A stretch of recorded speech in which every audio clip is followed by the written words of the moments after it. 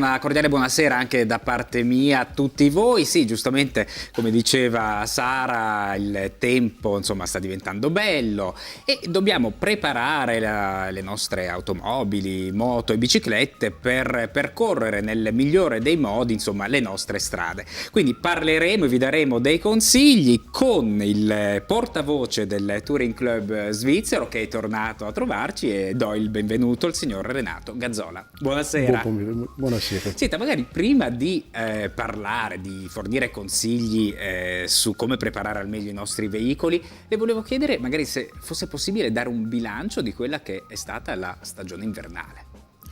Devo dire che grazie alla meteorologia, vale a dire al fatto che abbiamo avuto un inverno piuttosto mite, soprattutto al nord delle Alpi, con abbondante nevicate solamente però sulla fascia settentrionale del sud della Svizzera, abbiamo avuto una situazione abbastanza confortevole, quindi meno disagiata che gli altri anni. Allora, iniziamo a dare qualche consiglio per la bella stagione. Parliamo di automobili. Il primo consiglio che possiamo dare per prepararla al meglio, magari come insomma succede per le pulizie di primavera per casa, immagino che si parte da qui anche con le auto. Esatto, quindi bisogna iniziare soprattutto con una buona pulizia dell'interno dell'abitacolo, soprattutto anche sotto i tappetini, cercare che non restino tracce di umidità dovute soprattutto all'inverno, e soprattutto poi una pulizia molto a fondo di tutta la parte vetrata dell'automobile, compresa la fanaleria. Qui ricordo che a partire da quest'anno è obbligatorio viaggiare di giorno anche con i fari accesi, quindi far molta attenzione di aver sempre i fari ben puliti. Il secondo consiglio che possiamo dare? Qual è? Il secondo è di naturalmente lavare il veicolo a fondo, quindi cercare anche nel sottoscocca di praticamente lavarlo per levar via eventuali incrostazioni dovute al sale che abbiamo magari raccolto viaggiando durante l'inverno, e soprattutto anche dare una pulita estetica, nel senso, se è possibile, dare una cerata al veicolo, cioè portarlo a un certo, chiamiamolo così, splendore. Ecco, sono tutte cose che penso possiamo fare noi, no? Sono tutte cose che può fare il singolo automobilista recandosi presso un lavaggio, diciamo, attrezzato. Quello che, per esempio, per il lavaggio motore, quello che consigliamo è di rivolgersi effettivamente a un garage, a un'officina specializzata, per evitare danni all'impianto elettrico. Mentre per quanto riguarda la preparazione dell'equipaggiamento estivo, che cosa possiamo dire? Diciamo, nell'operazione di lavaggio eccetera si deve controllare soprattutto si devono controllare le spazzole del tergicristallo e che tutta la fanelleria funzioni regolarmente, frecce, stop, eccetera. E poi c'è il fatto di dover sostituire i pneumatici, certo. per il semplice motivo che i pneumatici invernali, con le temperature più alte dell'attuale periodo primaverile estivo, praticamente si allungherebbero abbastanza la frenata, quindi sono meno sicure dei pneumatici propriamente estivi. Senta, ma una curiosità, è possibile insomma finire gli pneumatici invernali, insomma utilizzarli ancora per qualche mese estivo? Ma questo lo sconsigliamo, in effetti, per il semplice motivo, giustamente, per la questione della mescola.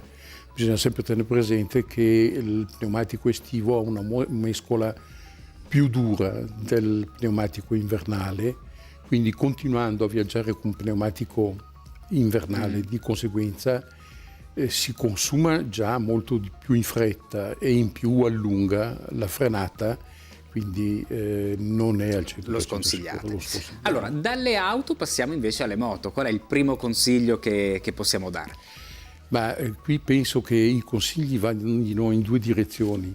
Il primo e il più importante è verso il motociclista. Il motociclista è la persona che dovrebbe acquistare la padronanza del suo mezzo, ma soprattutto essere,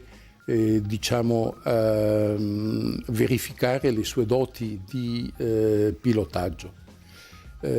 Sicuramente durante l'inverno, se non ha fatto niente, si sarà un po' irrugginito, quindi sia dal punto di vista delle manovre, sia dal punto di vista anche della lettura, del viaggiare sulla strada, deve essere effettivamente esercitato, e qui noi consigliamo soprattutto a chi non è proprio un motard di lunga data. Per gli altri sarebbe opportuno che frequentassero un corso d'aggiornamento all'inizio della stagione. E mi sembra importantissimo.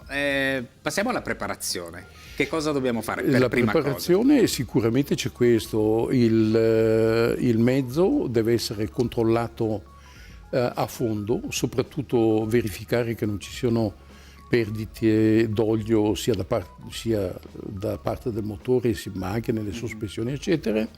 La fanaleria, una cosa estremamente importante per il motociclista, che sia perfetta, e naturalmente tutti gli ingranaggi, motore, catena, cinghia di trasmissione eccetera, che siano ben lubrificati e che funzionino al 100%. Per quanto riguarda invece il vestiario, mi riferisco anche al casco, alla protezione dorsale, possiamo dare qualche informazione? L'importante è che il casco sia controllato, perché sovente uno acquista un casco, lo tiene X anni e non si pensa sempre che sia integro eccetera, e magari l'ha sbattuto per terra più di una volta. Quindi controllare il casco, e se c'è qualche dubbio sostituirlo immediatamente. E poi naturalmente l'equipaggiamento estremamente importante per l'integrità fisica del Centauro è di avere stivali, pantaloni adeguati, giacche in pelle. Eventualmente ci sono dei sistemi adesso con integrato l'airbag, guanti, e naturalmente tutto quello che effettivamente serve per proteggersi in caso di caduta. Insomma, anche in questo contesto mi sembra di capire che la tecnologia ha fatto passi avanti davvero importanti. Rimaniamo in tema di due ruote, ma insomma parliamo di biciclette. Anche qui qualche consiglio per prepararla al meglio? Ma prima di tutto bisogna vedere dove si è stoccata la bicicletta, se praticamente la bicicletta è stata messa in una cantina abbastanza secca eccetera, o se è stata lasciata lì appoggiata a un muro all'esterno magari, e quindi controllare, cioè oltre che pulirla, lavarla, oliare soprattutto la parte, chiamiamola così, della trasmissione, vale a dire deragliatore, catena eccetera, vedere che i pneumatici siano gonfi alle atmosfere giuste, e dipende poi dalla bicicletta quanto sofisticata è, perché se è una piccola bicicletta da 500-600 franchi non ci sarà questa grande manutenzione. Se è una bicicletta diciamo da corsa, con degli aggregati estremamente costosi e importanti, qui consiglierei addirittura il salto da un ciclista per insomma avere la bicicletta in perfetto stato. Senta, proprio un'ultima domanda prima di passare al prossimo argomento. Le biciclette elettriche ma sono ancora richieste? Sono richieste?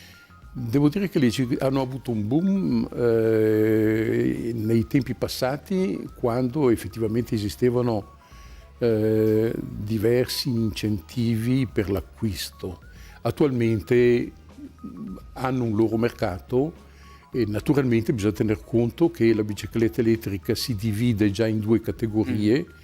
La bicicletta elettrica fino a 300 watt e quella poi fino a 500 watt, che ha bisogno sia di patente sia di porto obbligatorio del casco.